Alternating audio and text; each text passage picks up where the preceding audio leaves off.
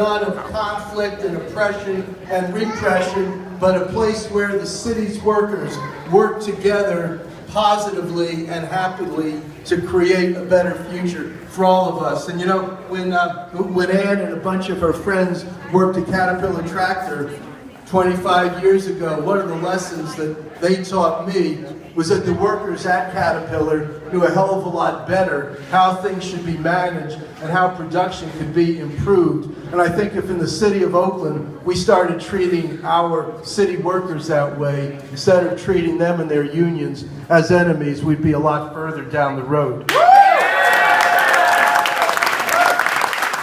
And as we took this trip down Broadway, we would perhaps take a little detour to 15th and Martin Luther King. And what we would see there is actually what wasn't there. And that would be the DAC. It would not be there. It would not exist. And we would not be spying on each other. But this is a trip that really will take us to some important places and some important spaces.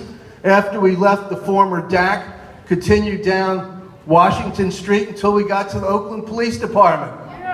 And at the Oakland Police Department, we would happily meet the new chief. I'm not sure if her name is Kathy or Nzinga, but she would be running the department, and she would be celebrating the fact that the Oakland Police Department had finally gotten itself in compliance with the negotiated settlement agreement, finally convinced Judge Henderson that oversight was no longer necessary, that the department was a department that was there to protect people's lives, property, and their constitutional rights. And at the same time, our new chief would begin to start rolling out our proposals for community control and assumption of safety and security services in our neighborhoods, where we would have civilian organizations made up of people who live in our neighborhoods, who work in our neighborhoods, and most importantly, look like our neighborhoods, to take on the jobs of patrolling and getting to work with their fellow citizens and fellow residents to make sure that the city was safe, that people had things to do. But of course... Yeah, Dan. That's it, baby.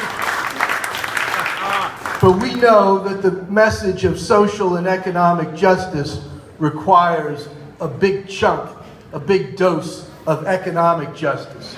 So as we left the police department and walked along the waterfront, I'd be happy to see them breaking ground on the new Oakland A's stadium at the site of the Howard Terminal. And two of the things that would be exciting about that new stadium is that, number one, there would not be $1 of our taxpayers' money given to the billionaires who run these sports teams. They would do it on their own, because there's plenty of money to be made in professional sports. And the second thing we would see about this new stadium is that every employee who worked there, every young person who was selling hot dogs or peanuts or popcorn during the summer will be making $15 an hour or more.